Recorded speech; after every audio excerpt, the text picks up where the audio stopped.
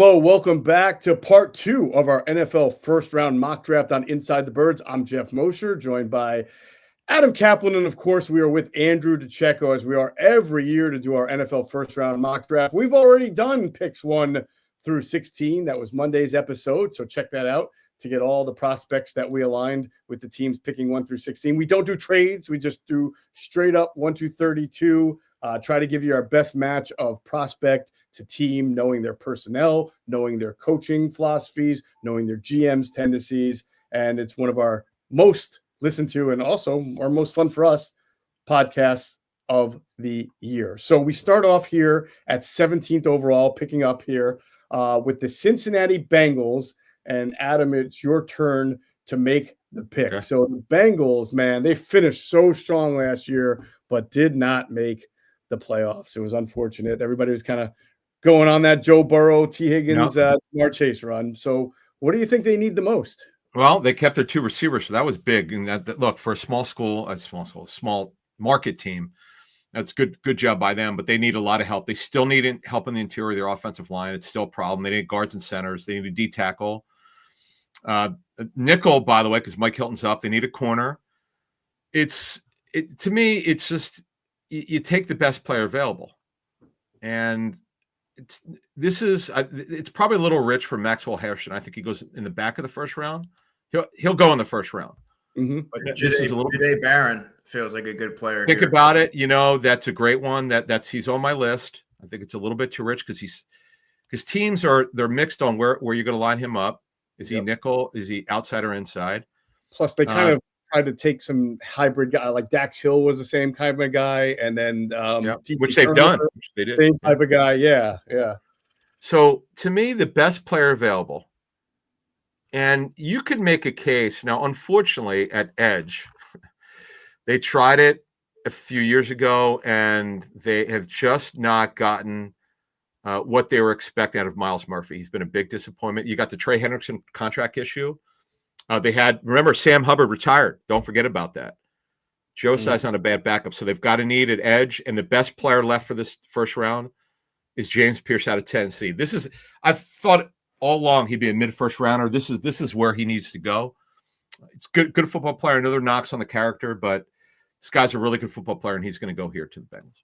I can't argue that. I mean, I would love for also them if they considered someone like Donovan Jackson to play guard and then eventually moved to tackle if it didn't work. But no, that's James Pierce. They absolutely need an edge. If you didn't go Pierce, Andrew, what do you think? For here, I would say Shamar Stewart. I was thinking the same thing. If it's going to be an edge, right? It's going to be a guy who rushes the passer. Yeah, and he's immensely athletic, as we all know. And I'm curious to see where different teams have him because he's immensely raw. Right. All right. So we'll see. And you could say the same about Stewart, the edge out of Texas A&M. So we'll see. That's who I was talking about. Oh, I'm sorry. More Stewart. Yep. All right, so let's go on to 18, Seattle. I'll be making the pick. The Seahawks, Adam, underwent a ton of change. Obviously, they have a new quarterback now. It's Sam Darnold. They don't have DK Metcalf anymore. So they really, they've got JSN as a nice wide receiver, Jackson Smith and Jigba, who's coming off a nice year. But offensively, they leave a lot to be desired. Defensively, they still need to add. Yeah, this is a team that unfortunately has not got it right in the offensive line. They've tried with Charles Cross and Abe Lucas and Bradford, Oluwatimi. So they've addressed it, but they're not good enough. Now, they're going to be a heavy 12 personnel team now. They're not going to be heavy 11 because they changed coordinators. They're going to the Shanahan system. So they need receivers, but they don't need to do it early because they're not running the same scheme. So Cooper Kupp, he's probably got 2 years left in him. That's the way they structure the contract. You mentioned Smith and Jigba was terrific last season, had a breakout year. Mm-hmm. They need edges. They brought in DeMarcus Lawrence, who's an older player. Uchenna Nwosu, who's been hurt, good player, but he's been hurt a lot. Boye Maffe's a good player. Derek Hall's not been what they thought yet. They're light at corner. Who plays a lot for them? Josh Jobe, of all people. He does. It's been a great story like that. Did anyone see this? Josh Jobe, really? Hey. I thought he could play a little bit. I didn't think that. Yeah, I didn't think the Eagles system was best for him, but yeah. So look, when the Seattle receiver, D tackle, edge, guard, inside backer, tackle, offensive tackle, and corner. They're another team. When you look at it, You could pretty much give them anything Mm-hmm. because they need it. But I'm looking at a position of need for the future. And John Schneider's a really good drafter. He is. This is where the conversation starts with Golden, but again, you can't justify because they're a 12 personnel team. He'd be a backup for them for probably 2 seasons. That's not going to work. The best players available right now are Maxwell Hairston. This is around where the conversation starts. Yep. I think it's a little bit too early for Emin Wari. Jadaid Barron, they don't need a nickel. He's a good player. I'm not saying he's not. Gray Zabel, you could start talking about him here. I think this is where the conversation starts. I talked to an offensive line coach on Sunday who loves him. Mm-hmm. Said he's got to play guard. He says he sees him more as a guard. In fact, he also said he might be able to play center, which was kind of floored me, but because he's 6'6", he goes, "Oh, there's 6'6" centers out there, 6'5" centers." I'm like, okay, hey, these guys are experts. So you're right. I like your point about how well Schneider is at picking players, and he seems to be one guy that is not afraid to take. Doesn't matter like where you slot at. Like, look how high he took Devin Witherspoon a couple of years ago. Some say you don't take a corner that high. It's worked out. Yeah. I like that they play Witherspoon at nickel, and I think Mike Macdonald likes the hybridness that he brought to the Ravens defense before there. So I'm going to give them Hairston here and give them a star-studded secondary because that's like it. I feel like Mike Macdonald wants to go, and that'll allow them to keep Witherspoon. They can start him and Witherspoon outside in base and then move continue to move Witherspoon inside in nickel. So to me, it's a really good pairing and a good fit. So they get Maxwell Hairston, the corner out of Kentucky. And that will bring us to the Tampa Bay Buccaneers at 19th, and Andrew will be making the pick. Adam, tell us about the Bucs needs. So they're really weak at inside backer other than the ageless one. Levante David is phenomenal. Corner, outside corner badly. Edge, yes, they need an upgrade if they can get one at safety. Remember, they said goodbye to Jordan Whitehead. So that's it. It'll be interesting to see. I got someone in mind, but we'll see what Andrew thinks. I'm very curious where he goes here. Very curious. I was going to go Malachi Starks, or I was going to go Jahad Campbell, the linebacker from Alabama. Right. I'm going Jahad Campbell, a linebacker from Alabama. They need help. They need help there in the worst way. Mm-hmm. It's such a – I was thinking the same guy, Andrew, and I'm thinking Todd Bowles will know how to hit. This guy will be sort of Devin White. He will rush the passer because he is athleticism through the roof. They will get him free rides to the quarterback so easily. Really good length at 6'3", 235, and they're going to utilize him. He's really good at getting after the quarterback and getting downhill as well. Yeah, I was actually jealous of you for getting to make that pick because this is one of those ones like Nolan to the Niners where I just thought the scheme, the player, the philosophy was all the perfect fit there. All right, so that brings us to Denver, the Broncos at 20th overall. Adam, you're going to make the pick, and then you can tell us what the Broncos need. Yeah, they need running backs. They're dire straits. They need a starter, D tackle, inside backer, safety, and tight end. But they don't need to do tight now because they signed one in free agency. So running back to me, and it seems obvious. I'd be stunned if Marion Hampton is still on the board, and if he doesn't go to 20. I'd be stunned. In fact, I know a couple teams would actually like him a little bit more than Genty. I know it sounds crazy, but he's got juice. He's just not the bell cow that Genty is, but you don't have to be because, Sean Payton has rotated his backs. I love this pick here. Marion Hampton out of North Carolina, the running back. I love that pick. Yeah, perfect fit. That's where I see him. That's where I kind of see him going as well. All right, good stuff. So we've got since we started, right? Yeah. We've got James Pierce to the Bengals. We've got Maxwell Hairston to the Seahawks. We have Jihad Campbell to the Bucks, and we've got a Marion Hampton, the running back at UNC, to the Broncos. That brings us to number 21, the Pittsburgh Steelers. I'll be making the pick. And, outside of just quarterback, Adam, what else do the Steelers need? Because they literally have no quarterback other than, Mason Rudolph right now? Yeah, and Brandon Allen or something. But, yeah, they need to start a running back and need another corner because Darius Slay's up there. No question. Right. They need another – but they don't have to do it this year, but they need another corner. D tackle and receiver. I think they're going to play – the kid that they signed over from Brandon Eccles. I know the Eagles were in on him. They had some interest in on him. I think they're going to play him on the outside, believe it or not. So, again, Steelers don't need to draft a corner this year. They'll be okay, but for the future, they certainly need a corner. They do need a corner. Could they use a safety? I know they have Minka, but didn't they lose? Did they still have Elliott, who they like? Yeah, they love him. They love Deshaun Elliott. Minka, they did sign Juan Thornhill. So right. Minka, man, he's not making plays the last couple of seasons. He's just not making the plays he was earlier in his career. This also feels like a good spot for Derek Harmon from Oregon. Yeah. Yeah, because either quarterback or D tackle. Because I think they're all right on the edge. They really could use it. Yep. They lost Ogunjobi. Yep. In the offseason. Now he's wound up being suspended. It's just that you have to find the right guy for the Steelers. You have to find a guy who's big, who can play the two gap if they need to, who can get upfield. I mean, they're not just they wouldn't to me be a Walter Nolan type of team, but they would be a Harmon type team because he's a pretty big guy at that 6'5", 315. Yeah. Yeah. He moves pretty well. Makes a lot of sense. Yep. They've always done well with guys on the West Coast as well. So let's do it. Let's go Derek Harmon here for them. Yep. Could I see them going corner? Maybe a Jahdae Barron type because they like big, tough physical corners. Yeah. I think Grant. See, Grant's more of a nose tackle. Well, Harmon, Kenneth Grant's also a Steelers type of guy too. I forgot. He is, but he doesn't. I like your pick of Harmon because he's more explosive. Yeah. And they have Keanu Benton there as well, who I like quite a bit out of Wisconsin a few years ago. He's a monster. Yeah. And Leal has not worked out. DeMarvin Leal is not quite there yet. So, and remember, Cam Hayward. Wow, Cam Hayward is 36 very soon. Wow. Mm-hmm. Now, did I consider Jackson Dart here? I did, but I just don't. I don't see the Steelers doing. I know how badly they need a quarterback, but I just don't see him going Jackson Dart 21st overall. Yeah, I agree. After what happened with Kenny Pickett, I just can't see it. I totally agree. Right. All right, so I'm going to go Derek Harmon, the defensive tackle out of Oregon here at 21st overall for the Steelers.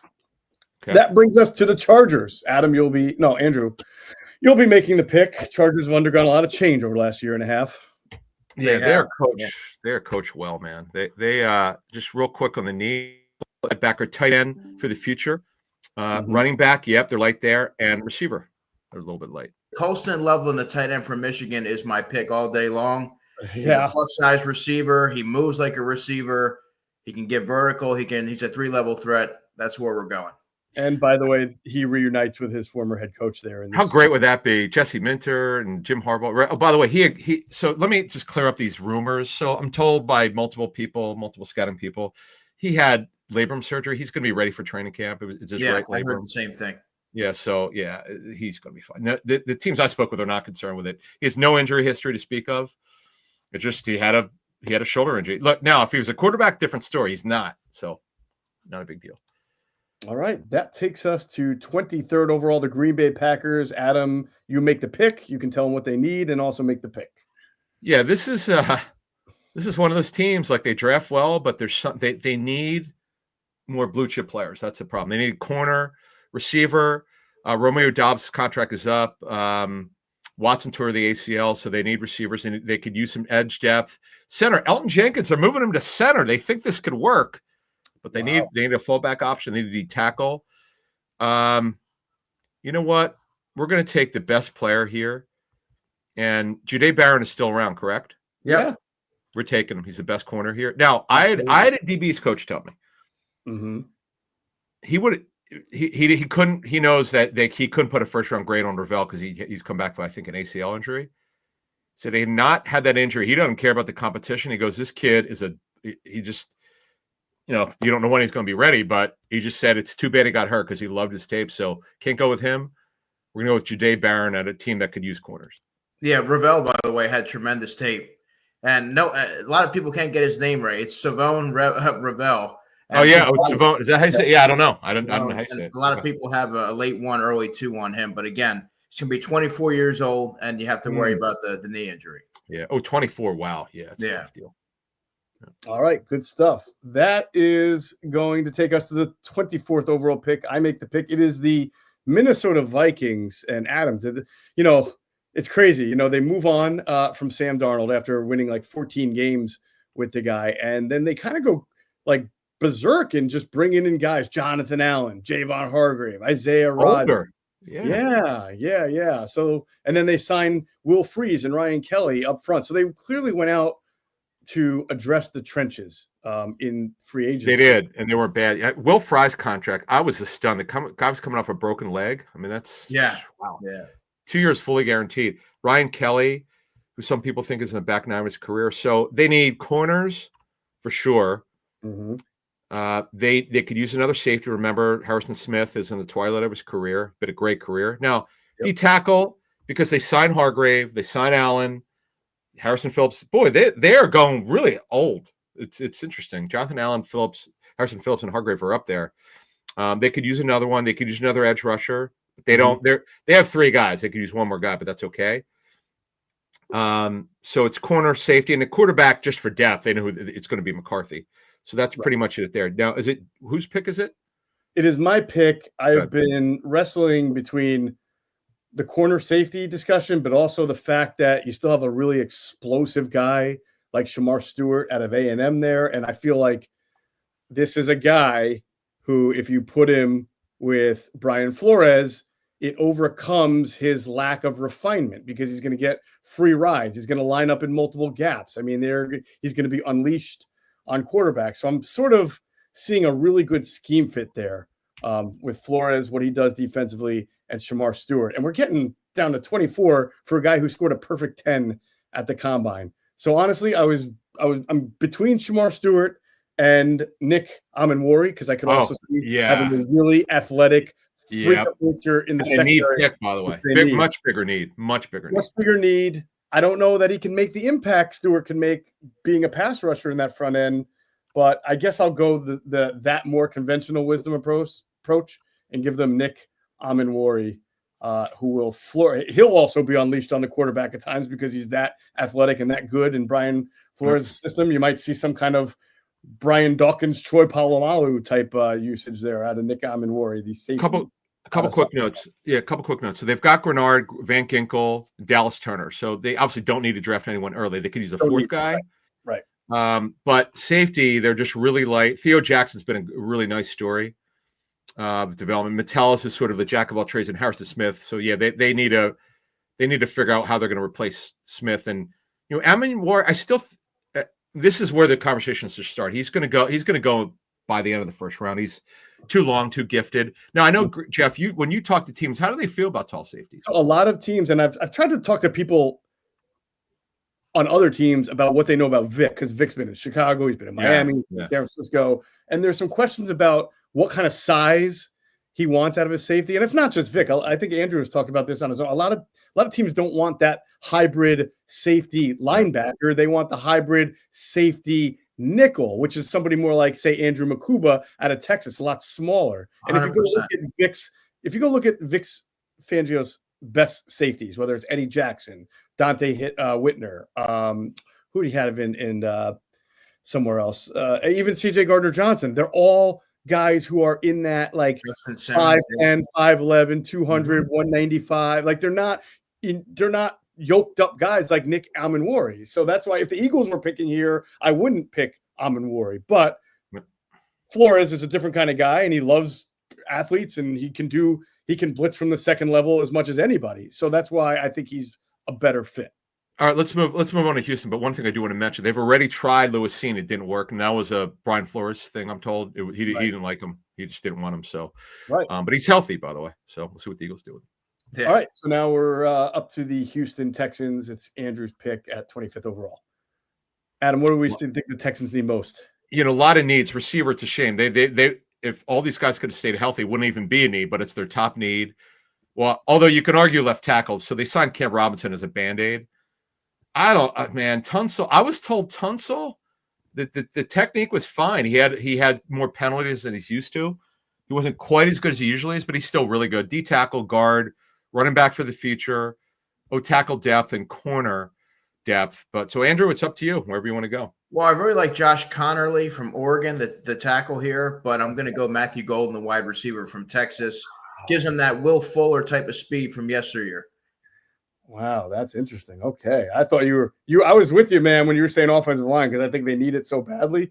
But that's all right. They could use another speed guy. You're right. I mean, they've really taken a lot of hits to their wide receiver core. So Golden would be a really great fly pattern complement to Nico Collins over there. That brings us to 26 overall. The LA Rams, a great drafting team. And Adam Caplan, you are up to pick for them. Tell us what they need and who they take. All right. The Rams, they need inside backers. They're very weak. Their corners, they're weak. Quarterback for the future and edge for those Los Angeles Rams. I do. So, man, it's hard to think that they're going to take a quarterback here, even though they need one for the future. What do you think? Edge, maybe?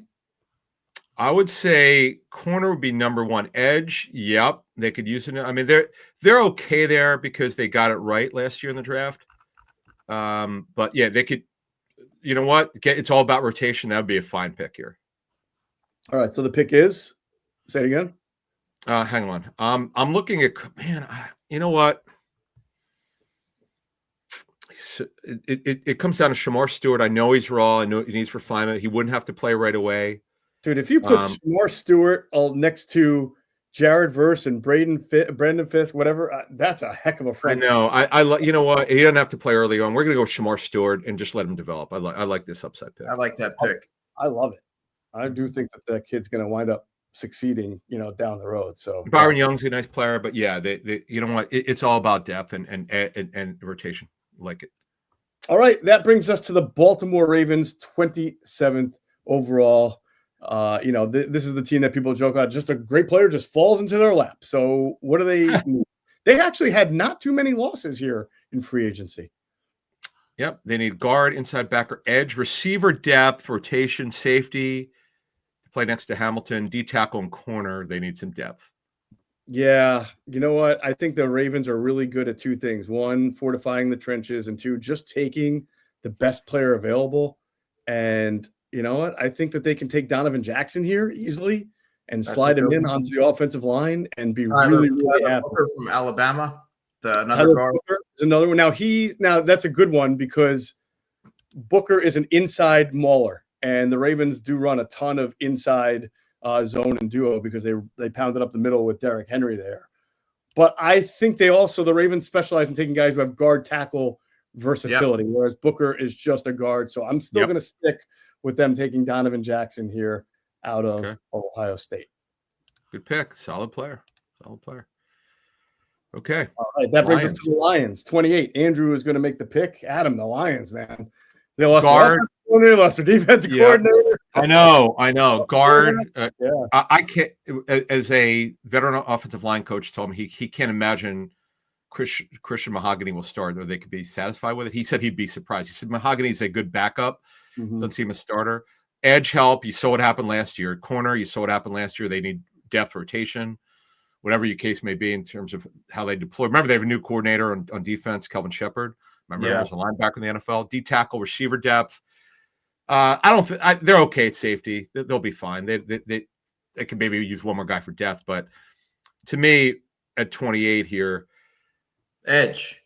I would go edge here. I would go edge. Guys, I would go edge. Ivan Ezeraku from Boston College is my pick here. 6'2", 250, doesn't necessarily have the prototypical size, but he has long arms. Very productive player, 16.5 sacks last year. Williamstown, New Jersey's finest, Andrew. That's right. That's what I've heard. Yep. So you put him alongside Aiden Hutchinson. You got attacking from both edges. That's pretty darn good. So the Lions go with Ezeraku, the edge out of Boston College. And that brings us to the Commanders, 29th overall. And what a year they had last year, Adam. They've completely reshaped their franchise. They hit big time on Jaden Daniels. What could they use, though? They have enough receivers, but they need someone who could run. Okay. Matthew Golden would have been a great pick had he not gone off the board. Yep. They addressed their left tackle problem. Brandon Coleman will either play right tackle or guard. I'm told they haven't made that decision yet. Cosme's coming back from an ACL injury at right guard. It's one of these things with their offensive line. I don't know how the hell they did it with what they had, but they acknowledged their issue at left tackle. Coleman would play another position. They needed edge rushers. Wise comes over from New England. Cleveland Farrell's back. Armstrong's there. They have enough people. If they're not good, they need it. They need an upgrade. They need a middle linebacker to eventually replace Bobby Wagner, and they could use another corner. So when I look at what Washington could do here, they could also use a running back, by the way, with explosiveness. That's where they're at there. Absolutely. I mean, Luther Burden's out there. I mean, they could use another wide receiver. They could, but there's one player I love here for them. Okay. And who is that's going to be am I going? Yes. Yeah, it's you. Tyler Booker. This guy he's the only pure guard who'll go in the first round. He's the best interior lineman for this draft. Outstanding. Phenomenal. He's a very mature player. He'll be a day one starter. Adam Peters turns his card in 30 seconds if he's on the board there. This would be fantastic. This would be like the Washington Commanders finally learning their lesson, right? Like we've seen them go through this transformation. If they actually take the boring old offensive lineman who's going to be awesome for them and help that quarterback and that offense, that would show that their growth is real. And Ron Rivera, unfortunately, he never got it right in the offensive line, and they're paying the price now. But I give him credit. I don't know how they do. Obviously, the quarterback helps, but great coaching and last year there. But bottom line is the best player on the board is the kid Booker from Bama. All right, so that brings us to 30th overall, the Buffalo Bills. It's my pick. Man, I mentioned Luther Burden already. I mean, that's a team that has always seemingly just made the most out of a lot of player, and not, ever since they moved on from Diggs. Do they want to bring in this star receiver for Josh Allen, or do they want to bring in someone on defense, Adam? Because I believe you're about to tell us they have a lot of holes on D. They do. They need corner. The kid from Villanova's been a great story corner. Mm-hmm. Benford just got a new deal, but they still need corners. They're another team. They have plenty of edge rushers, but they don't have a high-end one. They need one. They need a receiver who could run. Safety, they're not good there. D tackle and guard. That's what they need. Yeah, I mean, I thought hard about Trey Amos here. I really like Trey Amos. Big body guy. I feel like he'll fit with out of Ole Miss, Sean McDermott's heavily zoned system. Yep. I do think there's a chance where he can sneak into the back end of round one. Carson Schlesinger, the linebacker from UCLA, is a player that probably a higher end second round pick, but he's another one could potentially slide in the last couple spots. So I was thinking, Andrew, that even though they need an inside, they also need an edge so badly that it would either be a corner or an edge. And so I thought maybe this would be an area where maybe Nick Scorton would be a good upgrade for them. But I'm going to go with Amos. They need secondary help. And I think Amos is one of the more under-discussed players who's pretty good and will go in the first round. So he's going top 40 for sure. Yeah, absolutely. I always talk about the run on corners, and they're going to be a part of that. So they're going to take Trey Amos, the corner, out of Missouri. Thank you. And that brings us to the Chiefs, the losers of the Super Bowl, as Eagles fans know, at 31st overall. And Andrew, you'll be making the pick. We know what they've lost. Obviously, they traded away Joe Tooney, their guard. So we're going to see what they do at guard and tackle, offensive tackle going in. Adam, on defense, what else do they need? And they could also, by the way, use a running back. I mean, they don't have to take one in the first round, but I'm not sure that they want to always grind out what they've got here so far with our friend from Vineland, name of Isaiah Pacheco. Isaiah Pacheco, thank you. Boy, he struggled to come back from that broken leg. He did not look right. He didn't. And that didn't have the same juice. Yep. Right. So their needs are tight end, obviously, their number one need by far. Receiver, D tackle, right tackle for the future. Juwan Taylor's on the final year of his deal, I think, or the structure is which they could get out of there this year. He's not played at a particularly high level. Corner, safety, and running back. That's it right now, and that's what they need. Andrew, it's your pick. There's one guy that just jumps out to me that I feel would be great value here for them, especially given what they need. But I'll let you. Josh Simmons. That's the guy. That was exactly what I was thinking. Ohio State. Yep, that's going to be the pick. That is a tremendous. And by the way, that's a really good pick for them. I mean, theoretically, at this spot in the first round, guy was hurt all last year. His tape from 2 years ago, really good. I mean, this guy really good. In a lot higher than 31st overall if he was healthy last year. You can make an argument that he'd be the top offensive tackle in this class had it not been for the injury. 100%. Awesome stuff. All right. This brings us to the Philadelphia Eagles, the Super Bowl champion, Super Bowl Eagles at 32nd overall. Adam, you're going to make the pick for the Super Bowl champs. Obviously had a lot of losses on defense in free agency. Offense looked pretty good. Yep. What do you see? Their needs for the future are tight end, obviously, whether Goddard's on the roster or not, they need a tight end for the future. Edge rusher. Yeah, certainly they lost Josh Sweat. Safety, D tackle, corner, and inside backer. Now, tackle is not a need, and I know they could be boring picks. The Eagles had Connor Lane for a visit. He's the best tackle on the board. He's a consideration. They don't need they could use one more receiver way down the line. Mm-hmm. I